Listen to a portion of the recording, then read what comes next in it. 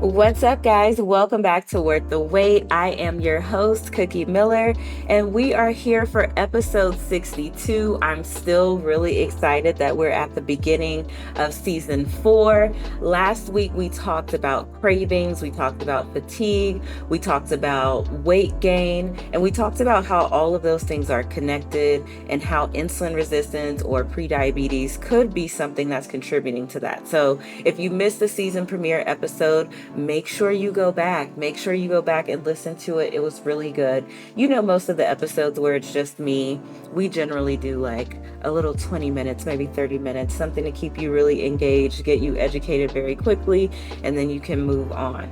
And that's what this episode is going to be today. Today, we are going to be talking about effective ways of managing your stress because, as I'm sure you know, stress can be such a huge contributor to issues with being able to lose weight and also being able to keep that weight off. So, we're going to be talking about what you can do to make sure that your stress levels are not negatively impacting your goal to lose weight. I don't know about you guys, but I feel like ever since the year that was 2020, there has just been this enormous amount of added stress that never really went away. It's kind of like at first the stress came because no one knew what was going on and we're transitioning, we're trying to understand this new way of living and what this is. And then we like randomly tried to go back to 2019 and tried to go back to what we were doing before, but that's not really the new norm. And then everything happened so quickly. People started going back to work, going back to the office. And I don't feel like anybody really got the opportunity to properly process what even happened, what even was that. And it's left a lot of people to deal with this like residual stress and in some ways trying to kind of just buy into or adjust to or accept, I think is the word I'm looking for, this new way of being like under this chronic amount of stress all the time that again I feel never really went away from 2020. So all of that to say this is an important topic. It's something that we definitely need to talk about, especially when I'm just thinking about my listeners in general and what you guys write to me and what you guys say. We got to talk about stress. So that is what we're going to do. Without further ado, let's get into episode 62. First, we need to know and understand what stress even is and what the different types of stress are because every type of stress is not necessarily bad. We kind of need stressors. We need things to push us. There are some benefits to having these low amounts of stress. But that's the difference between acute stress, which is temporary. Maybe you have a big project at work or something happening and for this particular season, you know you're going to be in a certain amount of stress, and then there's chronic or long term stress, where you have been so stressed out over time that this is just kind of your normal. This is what you've grown to adapt to and get used to. I find it interesting when I'll ask clients, what's going on in your life or what does your typical day to day look like? And they'll tell me, and in my mind, I'm like, wow, that's a lot. Like that's stressful. I see where she doesn't have time for herself. I see where she's overcommitting to things. Like I kind of can point these things out in my mind. But then I'll ask that same client, so, how are your stress levels? Like, where are you with stress? And it's so interesting to hear the responses of, like, oh, my stress is fine. Like, I'm managing my stress well. And for some people, yes, they can have things that maybe are seemingly high stress, but they're just better built for it, or they've built up their ability to manage it in a very healthy way. But for a lot of people, I think it's just being in that chronic state of stress and now viewing that as normal and not even necessarily viewing it as stress because it's not additional to what you already may be used to. So, aside from just determining if your stress is acute or if it's chronic, we also want to look at, is this an external stressor or an internal stressor?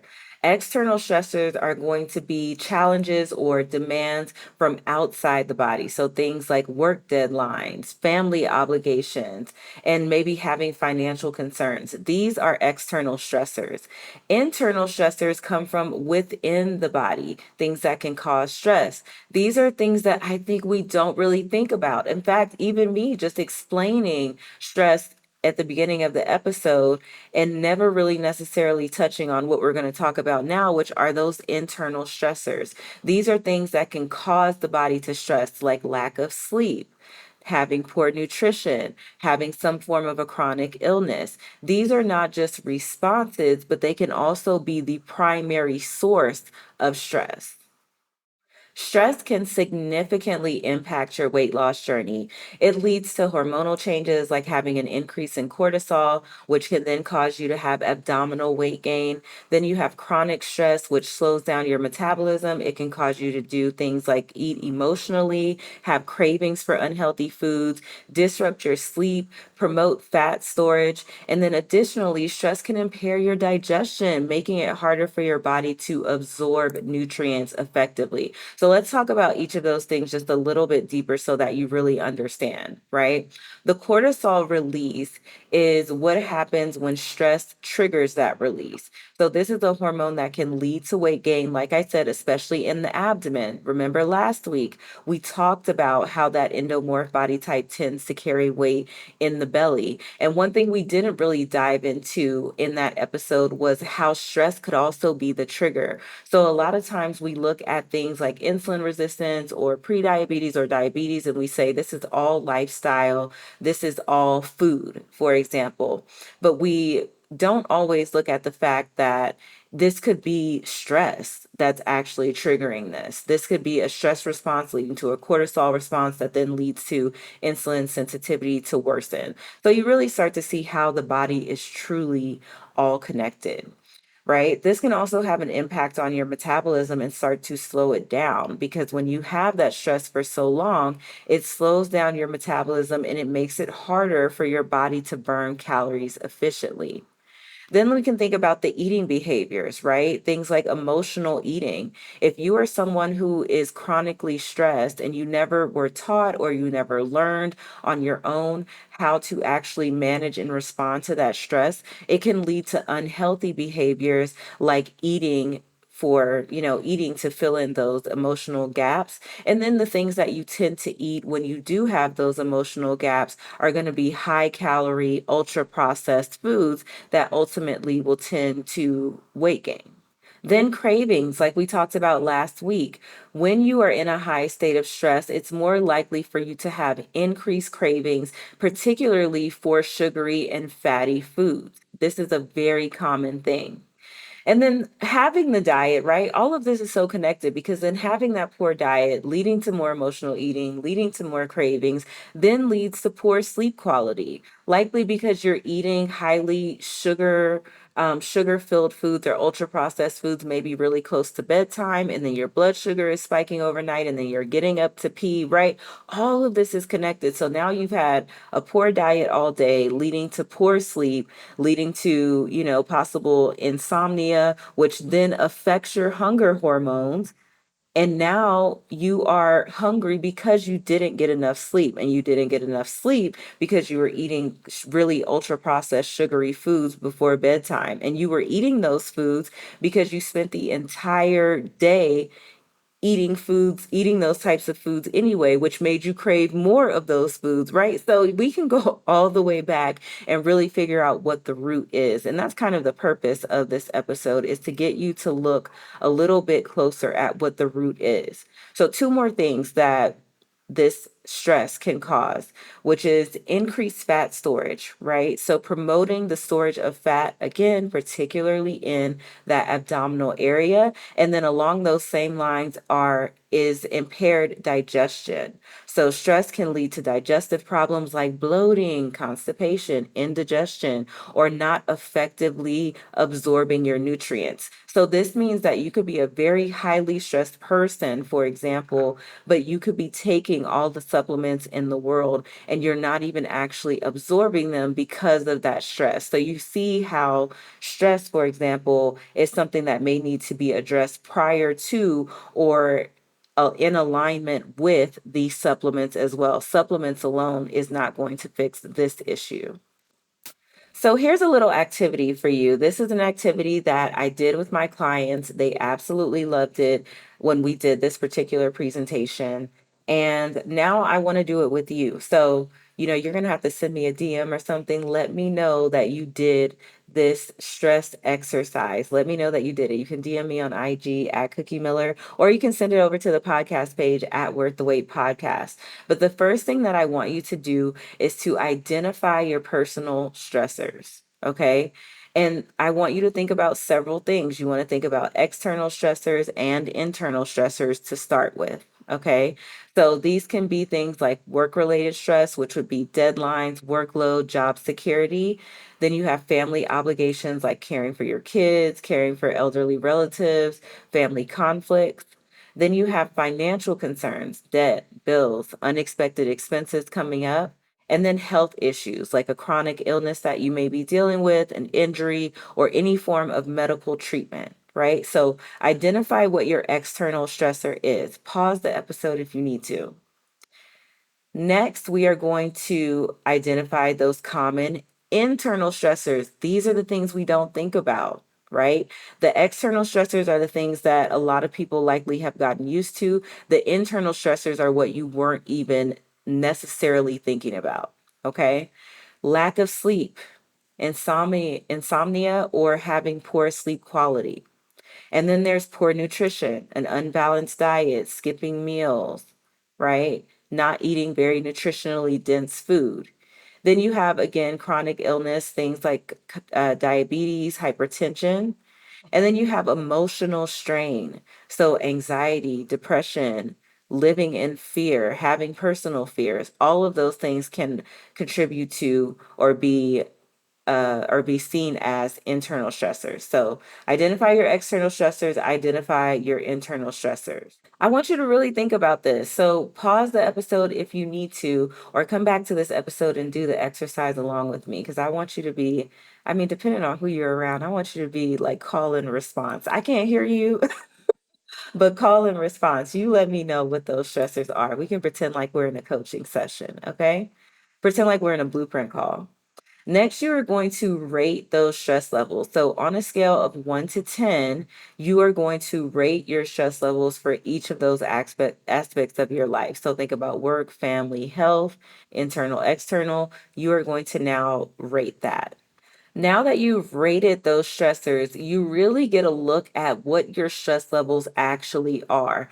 More than likely, the internal stressors have maybe surprised you a little bit, and those are things that you may not have thought about in terms of what was contributing to your overall stress, not just that you feel from like a mental standpoint, but what your body is feeling from a physical standpoint, right? So now you know what those things are. For example, if you're someone who never gets good sleep, and you're thinking back and you're like, I don't even know the last time I slept well, that is likely rated very high. That's probably above an 8. And now you see just how much that insomnia, for example, or the poor quality of sleep, or the fact that you're waking up and you don't feel rested, you see how much of an impact that is actually having on you based on the rating. So I don't just want you to identify those things. I want us to walk through some effective stress management techniques. These are the things that you're going to do to be able to manage the stress that you have or eliminate some of the stressors that you have.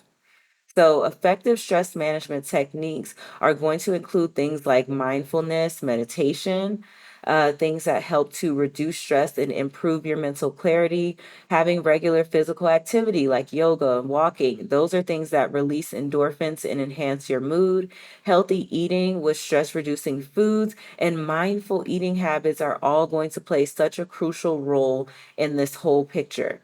Quality sleep, for example, is essential for managing stress.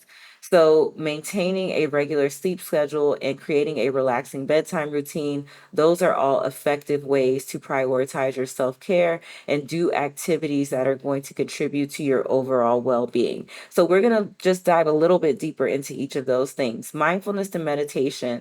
Mindfulness is really just being present in the moment, being aware of your thoughts, aware of your feelings, and really acknowledging those thoughts and feelings without judging yourself.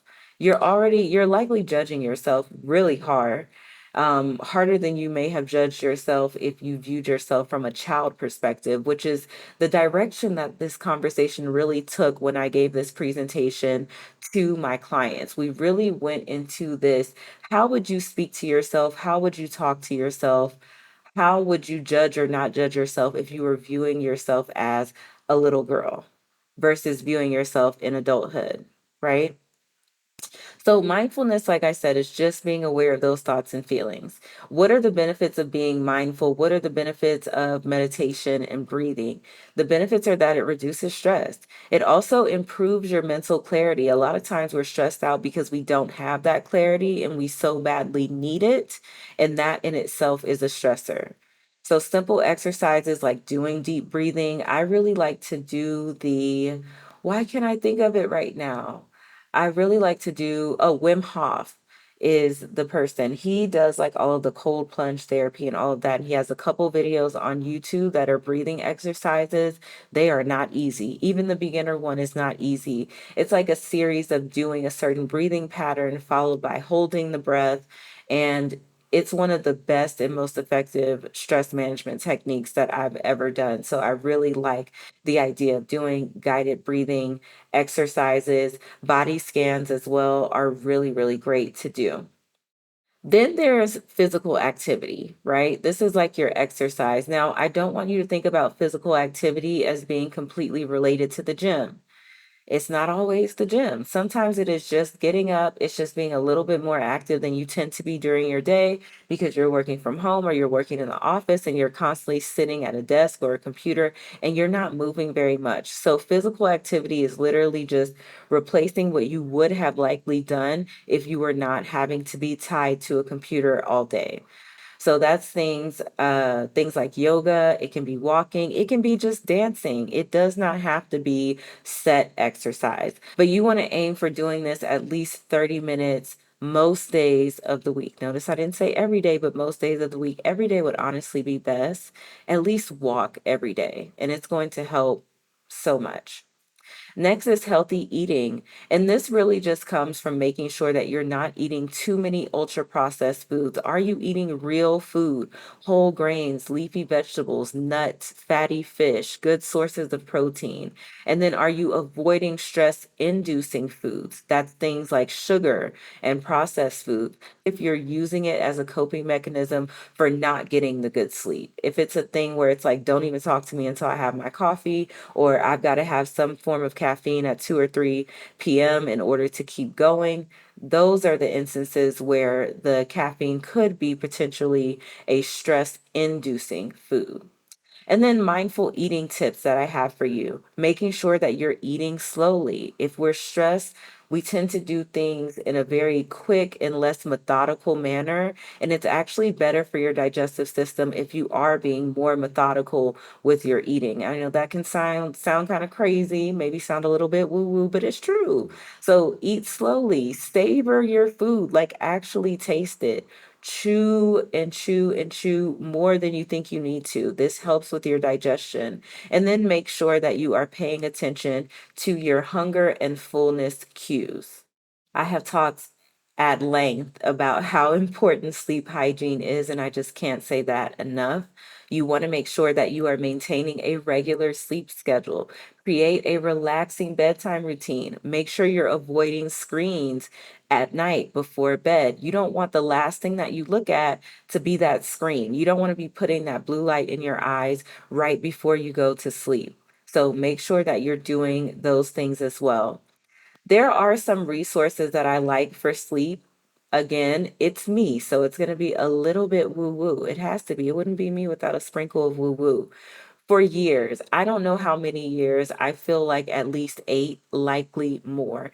I have been listening to Michael Seeley on YouTube, and I will leave the links in the show notes.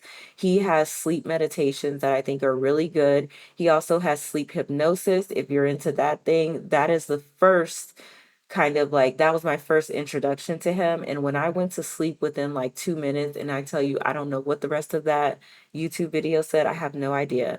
Ever since that day, I have been listening to him when needed. It's not every night, but some nights I do need that. There's also a really great podcast called Sleep With Me. It's on Apple Podcasts. I'm sure it's on other streaming platforms, but that podcast is really great if you're someone who has ADHD or if you just tend to have racing thoughts at night, because this guy is essentially just telling you a story that doesn't make any sense. And it's something for your brain to focus on in a way while at the same time allowing you to go to sleep. Because you know how us ADHDers are, like we just kind of need something to be stimulating our brain. So those are the podcasts or the videos that you can watch or that you can listen to at night that may help you if you're into that type of thing. Otherwise, just do your basic sleep hygiene and make sure that you're maintaining a regular sleep schedule. Did you think that we would be talking about time management when I first mentioned this episode being about stress? I really want to know. Let me know. Send me a message and let me know if you thought time management and prioritization would be a part of this.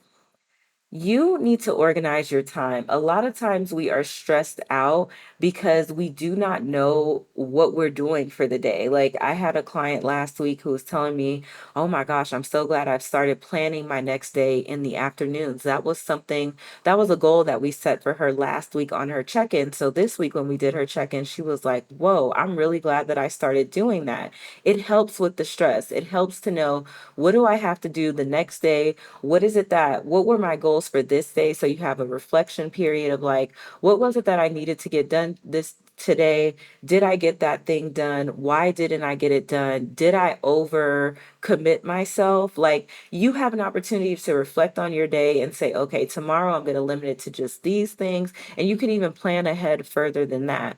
But having time management, knowing how long things take you, knowing what your own capacity is so incredibly important. So you want to do things like organizing your day, setting realistic goals, and please take breaks.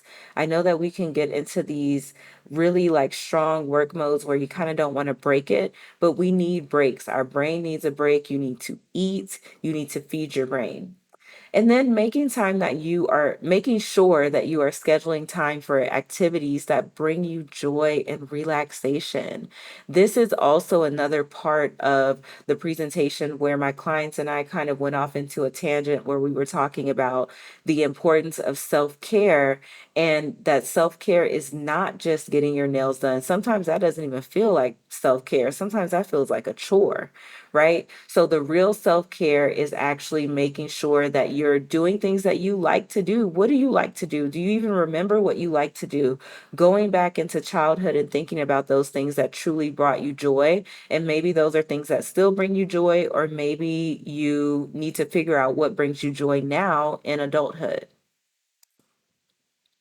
Okay, so let's go back to our activity portion of this. This is what you're going to do. Either now, you can start doing it now, but likely you will need to sit down and sit with this and do this when you have time, when you create time, not when you have time. When you create the time for this, you want to sit down and do this, okay?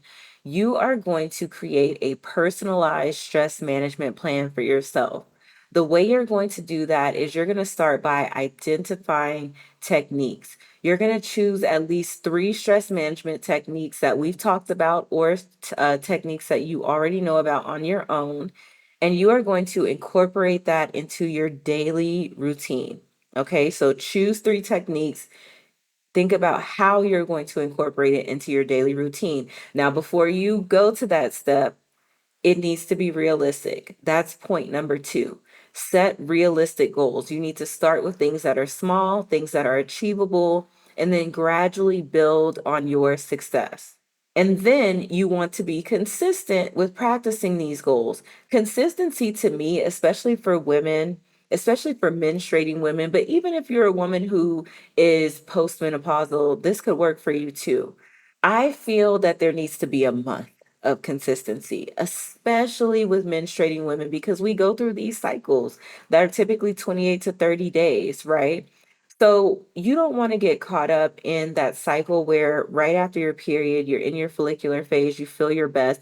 That's where you're doing all the things, and then you keep falling off in that luteal phase. So that's why I say you want to be consistent for 30 days. You want to go through that entire cycle with consistency. This is going to lead to you regularly seeing the best results possible. So, what are some examples of techniques in case you need a reminder? Things like mindfulness and meditation. And so, what this looks like when you create a plan is scheduling a few minutes a day for deep breathing or for meditation. You need to determine when you're going to do that, what your schedule looks like, what it is that you're going to use. Are you using an app? Are you using YouTube? Are you just sitting in silence? Are you doing prayer? How are you going to go about this? When are you going to go about it? Where are you going to go about it? Yes, get that specific. It's very, very important. Next, you are going to think about what your physical activity is going to be. So, is it going to be walking daily? Are you going to start to take a class at the gym? Are you going to get a trainer and start to do weighted workouts? What is that going to look like? When are you going to do it? Is it in the morning? Is it in the evening? Figure out all the details. Then we're going to look at healthy eating.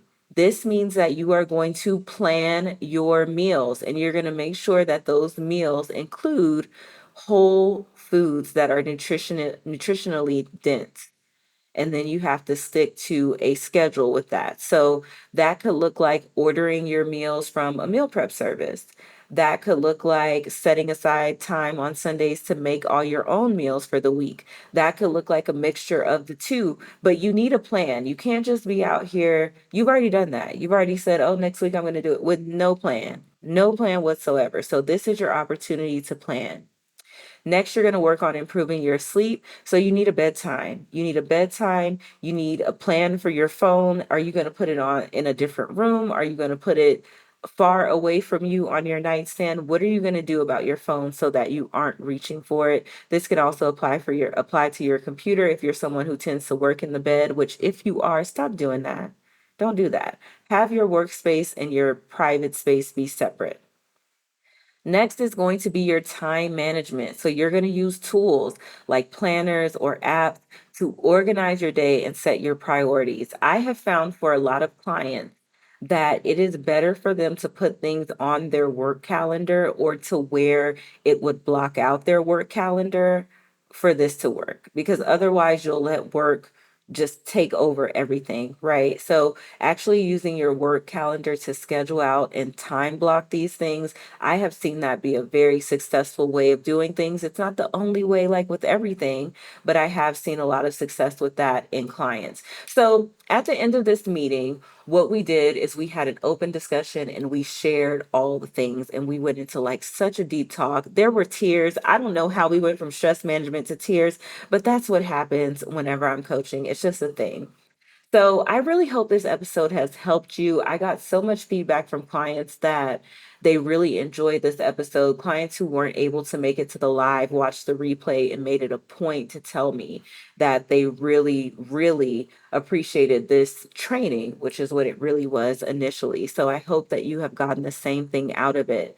If you're someone who feels like you need that one on one coaching, you need help, you want to be a part of these meetings, you want to be a part of the discussion, which I think is really where we get the most out of this entire thing, go to cookiemiller.com, apply for coaching. I'm opening up some spots as we go into the fall. I really want to focus on working with women who want to reach a particular goal before we get to that first major holiday, which is at the end of November. So we have time right now for you to hit a reasonable goal. So if that's something you're interested in, cookiemiller.com.